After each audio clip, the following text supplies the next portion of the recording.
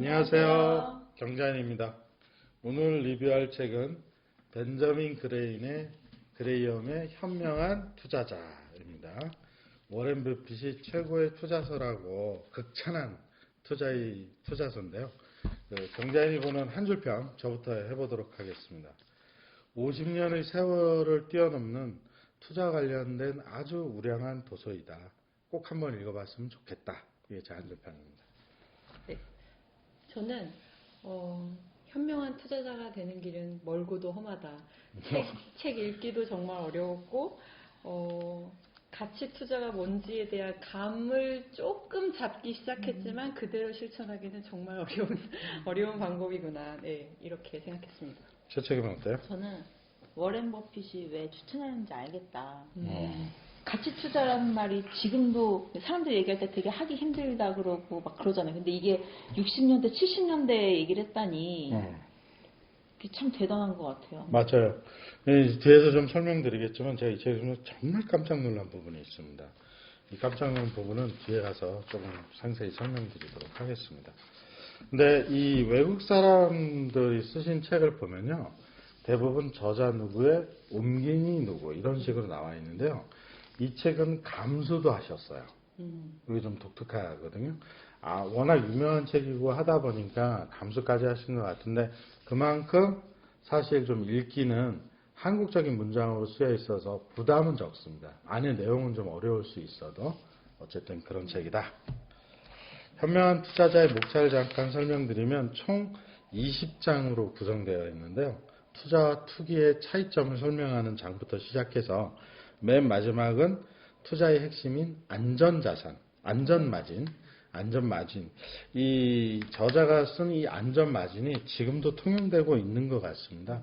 어쨌든 이 안전마진 마지막으로 총 20장으로 구성됩니다. 근데 여러분들이 이제 이해하셔야 될 게 이 책이 1970년대에 쓰여진 책이란 말이죠. 책이라서 지금의 금리 상황과는 굉장히 많이 다릅니다.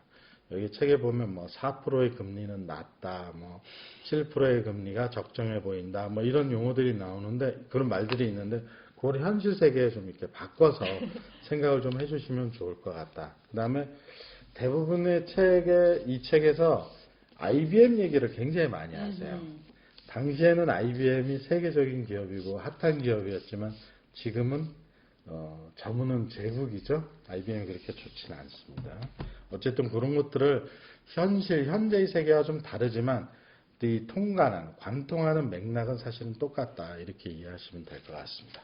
자, 14페이지. 50여 년 주식시장에 몸담으면서 지켜봤지만 이렇게 시장을 뒤따라가는 방식을 써서 지속적으로 돈을 번 사람을 단 한 명도 보지 못했다.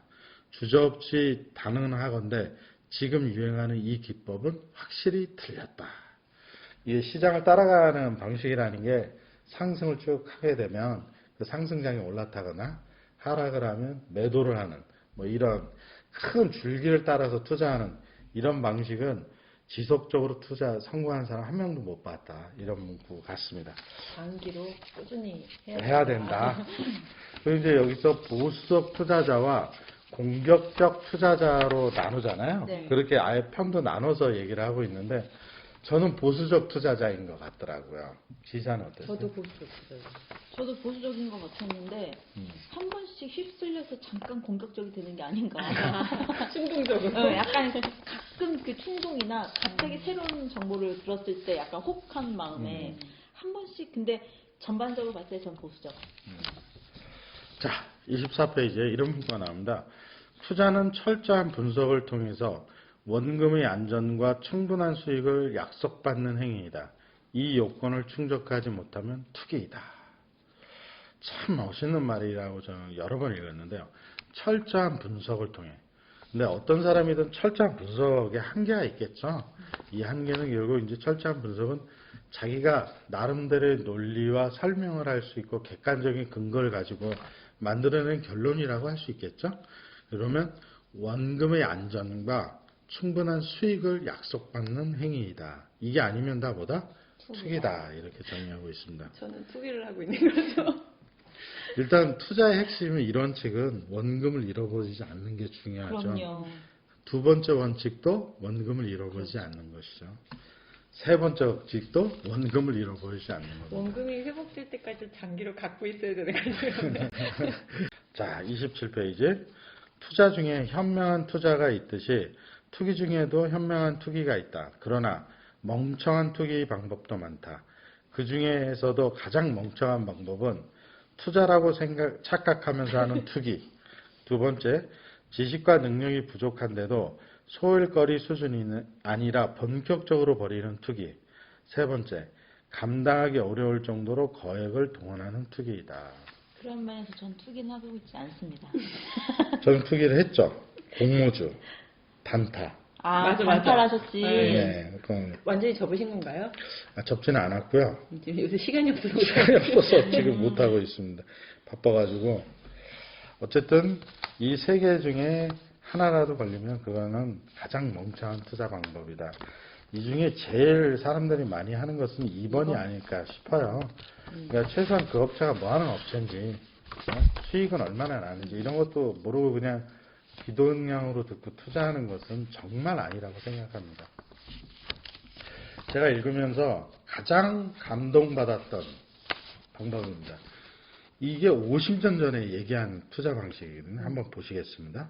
방어적 투자자의 주식 선정 4대 원칙. 첫 번째로 충분하지만 과도하지 않게 분산 투자한다. 보유 종목 수를 10개에서 30개로 하라는 뜻이다. 두 번째, 재무 구조가 건전한 유명 대기업들 중에서만 선정한다. 세 번째, 장기간 지속적으로 배당을 지급하는 기업들 중에서만 선정한다. 약 20년 동안을 배당을 계속 지급한 기업들 중에 선정한다. 네 번째, 가격 기준은 과거 7년 평균 이익의 25배 이하인 동시에 최근 12개월 이익의 20배 이하이다. 너무나 감동적이지 않아요? 저 있잖아요. 하나도 안 뛰어요. 맞아요. 근데 전 정말 놀란 게 제가 이렇게 하고 있더라고요. 이것처럼. 미국 배당주를 보세요. 아, 맞아. 충분하지 않지만 과도하게 분산 투자한다. 제가 지금 주식을 한 30개 정도 가지고 있거든요. 그 정도 가지고 있어요. 그 다음에 대부분 다 유명 대기업에 하고 있습니다. 이름은 들면 다 아는 회사죠. 세 번째는 20년 동안 배당을 지급 계속하는 회사만을 하고 있습니다. 이게 이제 디비던드 킹이죠.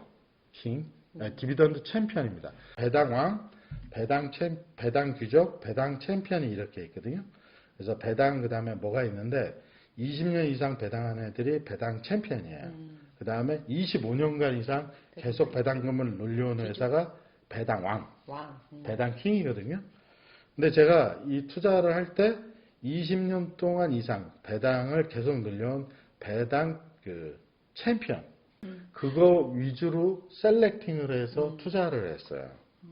그리고 4번이 좀 저하고는 다른데 4번은 저는 어떻게 했냐면 5년 주가 대비 2배가 안 뛴 종목은 제외시켰거든요.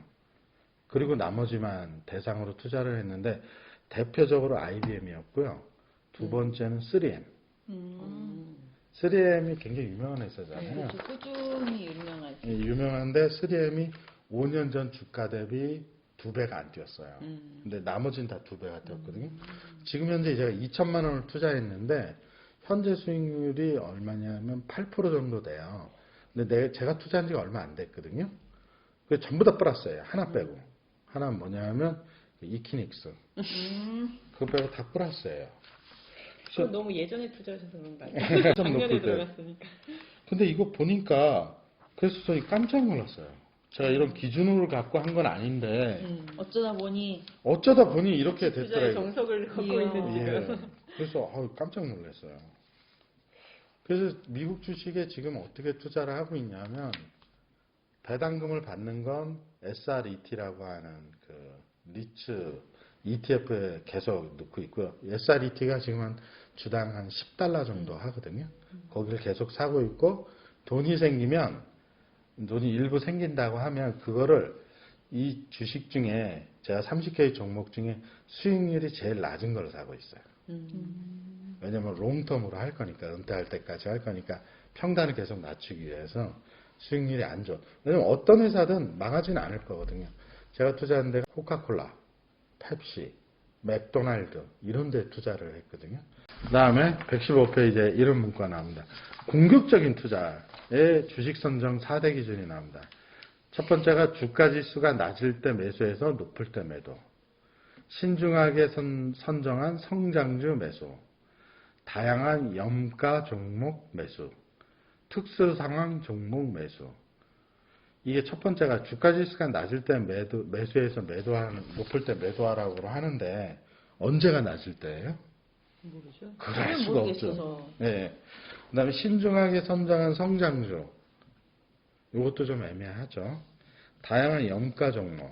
대표적으로 요즘 그 젊은 분들이 많이 투자하는 것 중에 하나가 미국 페니주죠. 페니주가 뭔지 알아요? 이게 페니주. 되게 싼. 동전주. 페니주. 동전주. 1달러도 안 되는 거. 그걸 엄청 많이 투자하시더라고요. 코인 아니야? 코인?